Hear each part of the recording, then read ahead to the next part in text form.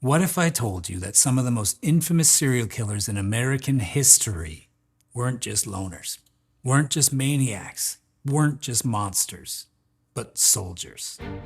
And look, I'm not saying the military turns people into murderers, but the overlap, the pattern, it's there, and once you start seeing it, it's hard to unsee.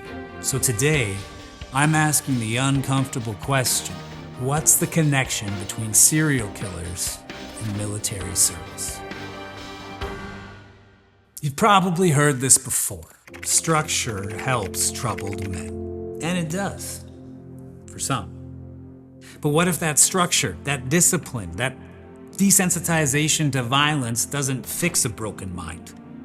What if it just sharpens it? What if some people didn't need the military to become violent? They just needed it to become better at it. You see, I grew up watching commercials on TV about the military. You know, a place where boys became men, where you learned teamwork, sacrifice, honor. I also grew up watching documentaries where the phrase former Army Ranger came right before arrested for dismembering 6 women. So, which is it? And real quick, before I go any further, hey, welcome to Breakfast Cereal. My name's Josh. If you're new here, well, I'm just a guy with a lot of questions. Sometimes pretty weird or kind of dark questions. You've probably got some too. I'm sure that's why you're here. And that's what this series is all about. But it's also about the conversation down in the comments. I want to hear from you, so make sure you get in there. And hey, if you don't forget to subscribe if you like this video. Okay, so where was I? Okay, right. Let's start with a list. A very uncomfortable list. David Berkowitz, the son of Sam, served in the U.S. Army in the early 1970s. Jeffrey Dahmer, Army medic, stationed in Germany.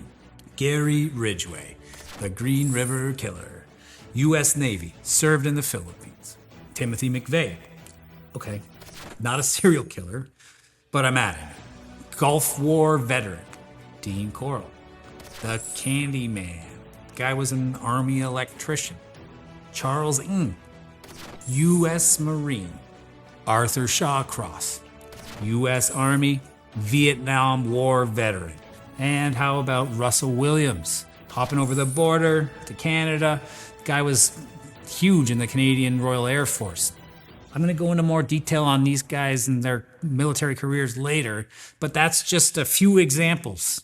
In fact, look at this. So this is a report generated in 2020 from the Radford University Serial Killer Database. It's a massive report that documents and charts everything from serial killer demographics to motives to IQs and, yes, military service. So, according to this report, up to 21% of U.S. serial killers have a military background. That's huge, considering only a small percentage of the, total population serves in the military. Let me be clear. Most people join the military for completely honorable reasons. Patriotism, family tradition, opportunity, education, or, just wanting to do something meaningful with their lives.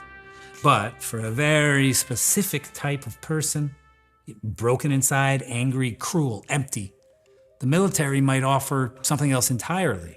Not so much structure, permission. In fact, psychiatrists have long noted that structured settings, especially the military, can serve as a hiding place for personality disorders. This guy here, Hervey Cleckley, described in his book called The Mask of Sanity, that psychopaths can look perfectly normal, functional even, within rigid systems like military units. Behavior that might raise red flags in civilian life, like emotional suppression, can actually be rewarded, delaying diagnosis.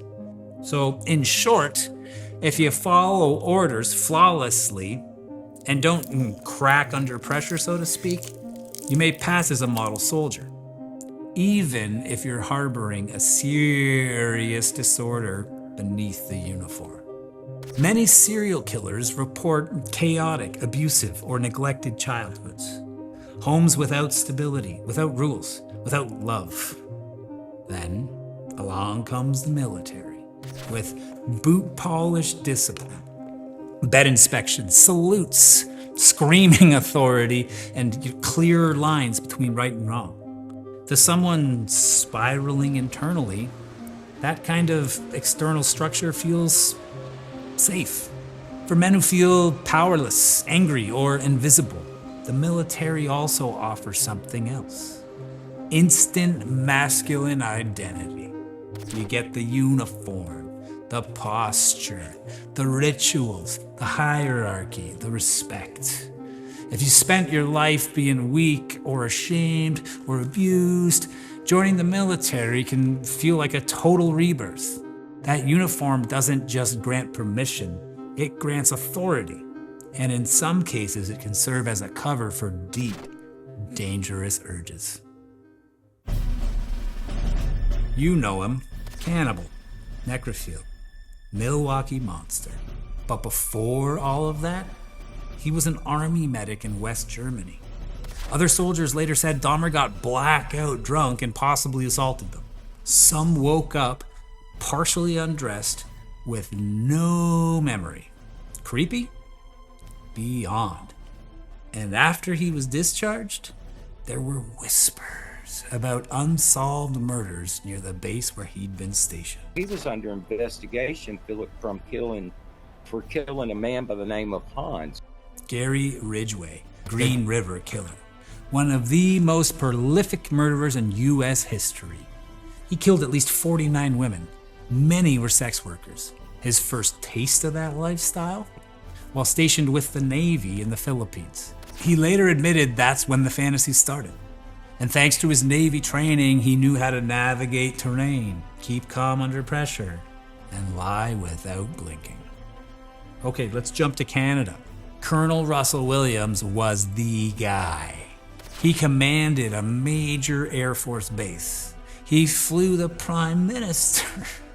He flew Queen Elizabeth II.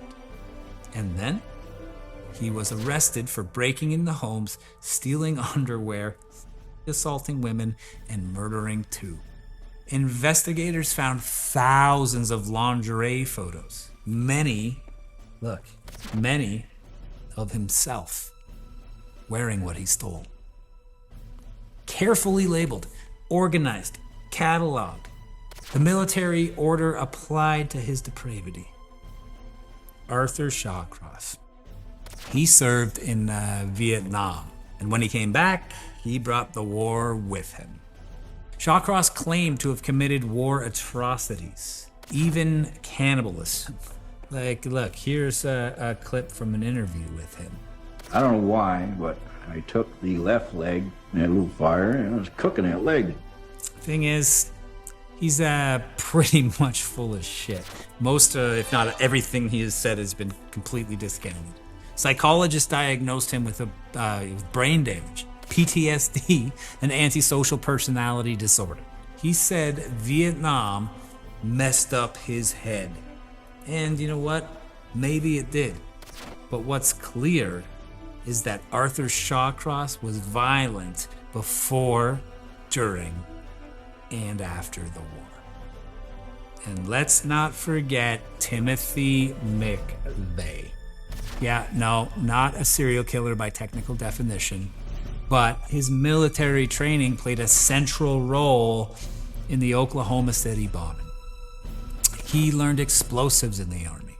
He learned to compartmentalize rage. He killed 168 people. The explosion rocked the Alfred Murrah Federal Building downtown. Still no firm numbers on the hurt and missing. Most devastating of all, the daycare center on the second floor destroyed. He once said, in basic training, they told us, your job is to kill. That stuck with me. And he applied it with horrifying precision.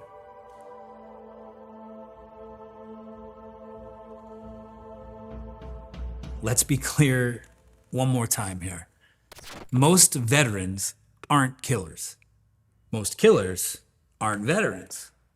But if 1 in 5 serial killers wore a uniform, that's worth examining. So, what do we take from this? We don't vilify veterans. We don't generalize. But we do screen mental health before and after service. Track violent behavior early. Understand how war and trauma change people. And maybe provide some real support for those returning. Because sometimes structure is just scaffolding over rot. Not every killer wears a uniform, but sometimes they used to. So what do you think? Let's talk about this down in the comments. I'll be down there with you.